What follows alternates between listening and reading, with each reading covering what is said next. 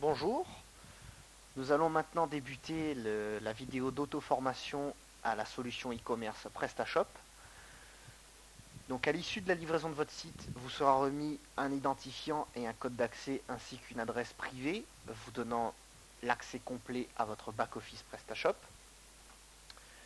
J'arrive ici donc sur l'écran d'accueil de connexion. Je vais donc saisir mon identifiant qui est en réalité mon adresse mail.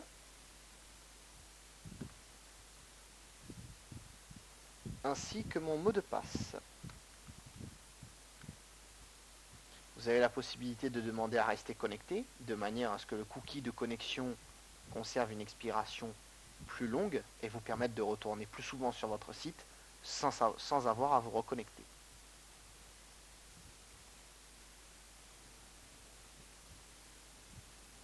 Nous arrivons ensuite sur le tableau de bord de la solution, donc quelques indications qui va reprendre donc le montant des ventes au mois ou à l'année, les commandes, le panier moyen, le nombre de visites, le taux de transformation et les profits. Vous obtenez un petit diagramme qui va vous permettre de monitorer l'état des ventes en fonction de l'évolution de la période de temps définie, période de temps que vous pouvez définir ici en fonction des jours,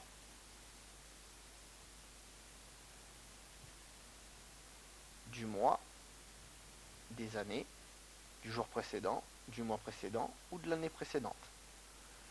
Vous avez également en partie latérale un aperçu de l'activité qui va vous représenter les visiteurs en ligne et les paniers actifs actuellement sur votre site, mais également vous rappeler les commandes en attente, les retours en attente, ainsi que les produits qui sont en rupture de stock, comme indiqué ici.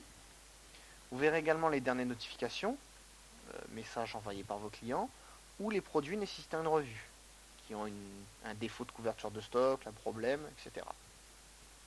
Vous avez quelques petits éléments de monitoring concernant les nouveaux clients, les abonnés à la newsletter et le nombre total de clients enregistrés. Et enfin, vous avez la possibilité de relier votre outil statistique aux statistiques Google.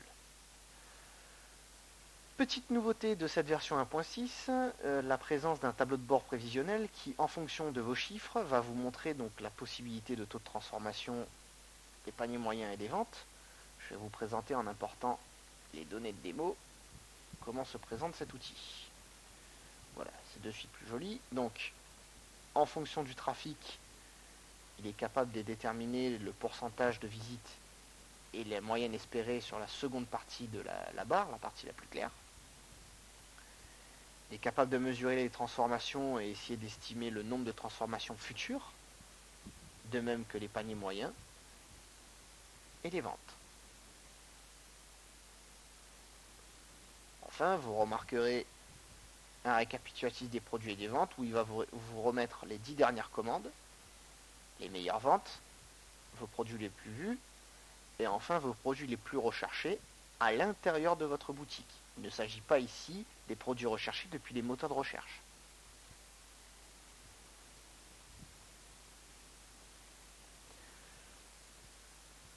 Tout en haut, vous remarquerez le nom d'utilisateur, des icônes de notification, la première qui va correspondre aux dernières commandes, la seconde, les inscriptions clients, la troisième qui a un motif d'email va répertorier tous les messages que vous avez reçus mais pas encore consultés, et enfin la petite dernière qui est un petit jeu mis en place par PrestaShop pour vous aider à apprendre les règles de l'e-commerce de manière ludique. Vous avez également la possibilité de configurer des liens d'accès rapides pour atteindre les fonctionnalités spécifiques de votre site que vous utilisez le plus souvent. Vous remarquez également qu'il y a possibilité d'atteindre votre boutique en un clic depuis ce lien et d'éditer votre profil ici. Concernant le menu, différents éléments. Donc le tableau de bord là où nous sommes, l'onglet catalogue qui va vous permettre d'accéder et de gérer vos fiches produits, vos catégories, l'onglet suivi qui va vous permettre de suivre l'état de vos stocks, la gestion de vos attributs de produits, les caractéristiques, ainsi que vos fabricants, fournisseurs, les mots-clés associés à vos produits, et enfin tous les documents joints que vous souhaitez stocker dans votre boutique et réattribuer plus tard en fiche produit. L'onglet de commande, comme son nom l'indique, va vous permettre de gérer toutes vos commandes mais aussi vos retours. nous le verrons plus tard, donc l'onglet commande, l'onglet facture, l'onglet retour produit, faux bon de livraison, l'émission des avoirs, l'état et les messages prédéfinis du service client. L'onglet client va répertorier toutes les interactions possibles avec vos clients, la liste des clients, les adresses, les groupes clients, les paniers qui ont été enregistrés sur votre site, la gestion du SAV, les différents contacts internes de la boutique, les titres de civilité disponibles à enregistrement et enfin les encours autorisés. Notez que cette fonctionnalité est très souvent utilisée dans le cas de boutiques B2B.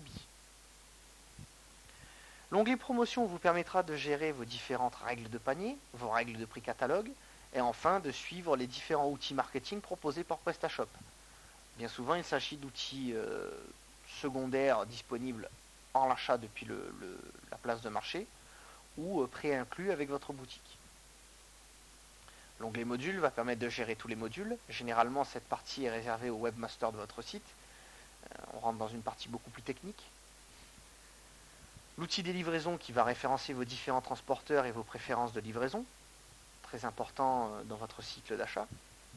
La localisation qui reprend tous les menus inhérents à la gestion des traductions et à la localisation de votre boutique, mais également les possibilités d'accessibilité de votre boutique. Vous pouvez ici choisir les pays, les États, mais également les devises disponibles, les taxes, les règles de taxes à appliquer et bien entendu, éditer vos fichiers de traduction.